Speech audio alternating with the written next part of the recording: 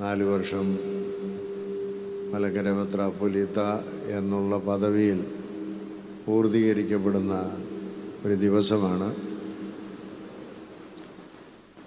എല്ലാവർക്കും ഒരുപക്ഷെ അത് 4 വർഷം കടന്നുപോയി എന്നുള്ളതല്ലാതെ ഈ 4 വർഷവും മലങ്കര മെത്രാപ്പൊലീത്ത ഏത് തരത്തിലുള്ള പാതകളിൽ കൂടിയാണ് കടന്നുപോയെന്നുള്ളത് മലങ്കര മെത്രാപ്പൊലീത്തയ്ക്ക് മാത്രമേ അറിയാവൂ. മറ്റുള്ളവർക്ക് ആർക്കും അറിയാൻ പറ്റില്ല. ഏതായിരുന്നാലും എനിക്ക് വിശദമായിട്ടൊന്നും പറയാനില്ല.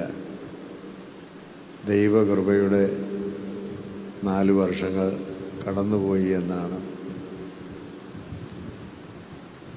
നിശ്ചയമായിട്ടും സഭയ്ക്ക് പ്രയോജനകരമായി, അടുത്ത തലമുറയ്ക്കും പ്രയോജനകരമായി തീരത്തക്ക രീതിയിൽ എന്തെങ്കിലുമൊക്കെ ദൈവം ആയുസ്സും ആരോഗ്യവും തരുന്നെങ്കിൽ ചെയ്യണമെന്ന ആഗ്രഹമുണ്ട്. അതിന് ശ്രമിച്ചുകൊണ്ടിരിക്കുകയാണ്. ഉള്ള സഹകരണം അനേകരിൽ നിന്ന് അതിനുള്ള സഹകരണം ലഭിക്കുന്നുണ്ട്. പ്രത്യേകിച്ച് മെത്രാച്ചന്മാരും വൈദിക സഭാസ്ഥാനികളുമൊക്കെ ആത്മാർത്ഥമായി അതിനുവേണ്ടി സഹകരിക്കുന്നുണ്ടെന്നുള്ളതിൽ സന്തോഷമുണ്ട്. ഏത് പരിപാടികൾ പറഞ്ഞിരുന്നാലും അതൊക്കെ അനുഗ്രഹകരമായി നടത്തുന്നു. എന്നാൽ അതേ സമയത്ത് തന്നെ പല വെല്ലുവിളികളും പല പ്രതിസന്ധികളുമൊക്കെ ഉണ്ട്. അതൊക്കെ നമ്മുടെയൊക്കെ സ്വഭാവത്തിൽപ്പെടുന്ന കാര്യങ്ങളാണ്. എത്ര നന്മ ചെയ്യണമെന്ന് നമ്മൾ ആഗ്രഹിച്ച് ചെയ്താലും അതിനെ ചിലരുടെ പ്രത്യേക താല്പര്യം കൊണ്ട് കുറ്റം കണ്ടുപിടിക്കാനും എങ്ങനെ തളർത്താനും സാധിക്കുമെന്നുള്ള രീതിയിൽ പ്രവർത്തിക്കുന്ന അനേകരുണ്ട്. അത് നല്ലതാണ്. അങ്ങനെയുള്ള വെല്ലുവിളികൾ വന്നെങ്കിൽ മാത്രമേ നമുക്ക് കൂടുതൽ ശ്രേഷ്ഠമായി മുന്നോട്ട് പോകാൻ സാധിക്കുള്ളൂ. അതുകൊണ്ട് അങ്ങനെ വിമർശിക്കുന്നവരോ അല്ലെങ്കിൽ എതിരായിട്ട് സംസാരിക്കുന്നവരോ കുറ്റം കണ്ടുപിടിക്കാൻ ശ്രമിക്കുന്നവരോ അല്ലെങ്കിൽ എതിരായിട്ട് വരുന്നവരോ ഒന്നും നമുക്കൊരു നിരാശ തരുന്നില്ല. സഭയ്ക്ക് വേണ്ടി നല്ല കാര്യങ്ങൾ ചെയ്യണമെന്ന് ആഗ്രഹിക്കുമ്പോൾ ഇന്ന് 4-5 കേസുകൾ ആ ഒരു കാര്യത്തിൽ മാത്രമുണ്ട്. പാത്രികസുകാരുമായുള്ള കേസ് അത് വേറെ.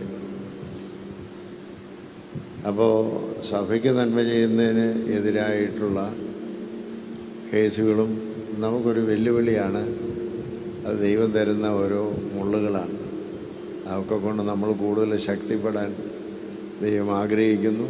ദൈവം പ്രവർത്തിക്കും. എല്ലാം അനുഗ്രഹകരമായി തീരുമെന്ന് തന്നെയാണ് നമ്മുടെ വിശ്വാസം. ഓരോ ചുമതലയിൽ ഓരോരുത്തരും വരുമ്പോൾ ഒരു ഇടവ പട്ടക്കാരൻ്റെ ഇടവ ശുശ്രൂഷയായാൽ പോലും വെല്ലുവിളികളുണ്ട്. അതുപോലെ അതിൻ്റെ അനേകം ഇരട്ടി വെല്ലുവിളികളാണ് ഒരു മലങ്കര മെത്രാപ്പൊലീത്ത എന്നുള്ള രീതിയിൽ. പക്ഷേ ആ വെല്ലുവിളികളൊന്നും എനിക്ക് ഇതുവരെയും നിരാശ പകർന്നിട്ടില്ല.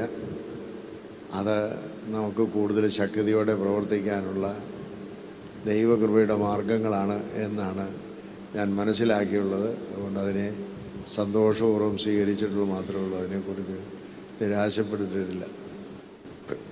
എങ്കിലും എപ്പോഴും കൂടെ നിന്ന് പ്രോത്സാഹനം തരുന്ന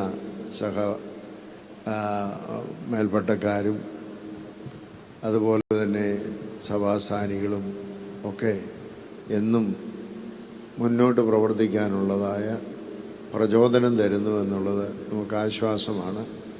അതിൽ മുന്നോട്ട് പോകാനായിട്ട് തന്നെ ആഗ്രഹിക്കുക. വെല്ലുവിളികളെ നേരിടാം. പക്ഷേ സഭയുടെക്കും സമൂഹത്തിനും നമ്മെ കൊണ്ടാവുന്ന നന്മ ചെയ്യുക, ദൈവം ആയുസ്സും ആരോഗ്യം തരുന്നിടത്തോളം കാലം എന്നുള്ളത് മാത്രമേ ചിന്തിക്കുന്നുള്ളൂ.